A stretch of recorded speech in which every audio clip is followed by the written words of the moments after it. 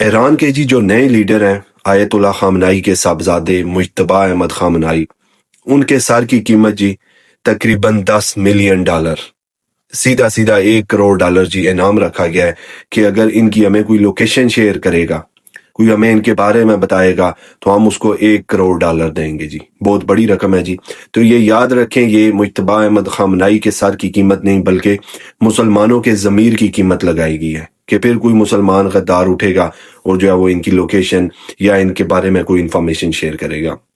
آپ کو پتہ ہے ان کے والد وہ چند دن پہلے شہید ہوئے ہیں، وہ بھی غداری کی نظر ہوئے۔ تو اگر آپ تاریخ اٹھا کے دیکھیں تو تاریخ کے اندر وہ ہمیشہ مسلمانوں کے اندر غدار پائے گئے ہیں۔ مسلمانوں کو باہر سے کسی نے اتنا نقصان نہیں پہنچایا جتنا غداروں نے پہنچایا ہے۔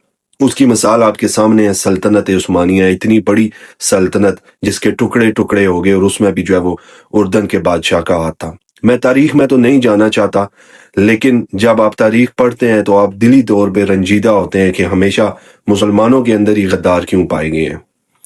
یہ ایک اور خبر آپ دیکھ لیں، اس سے بھی آپ کو پتہ چل جائے گا کہ غداری کیوں مسلمانوں کے اندر پائی جاتی ہے اور کیوں پھر مسلمان وہ آج دنیا میں شکست زدہ ہے۔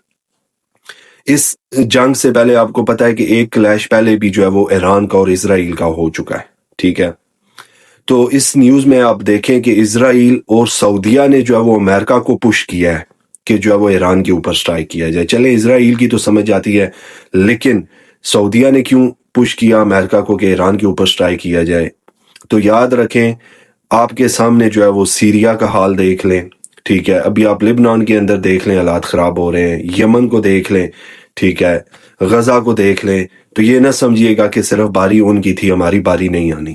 تو یاد رکھیں، ایک دن باری آپ کی بھی آنی ہے، تو آپ کو اس کے لیے تیار رہنا پڑے گا۔ اور اگر آپ اس طرح غداری کرتے رہیں گے اپنوں کے ساتھ تو اس کا انجام وہ بہت بھیانک طریقے سے آپ کے سامنے آئے گا۔ اللہ پاک وہ مسلمانوں کے اندر ایمان اطاعت وہ قائم فرمائے۔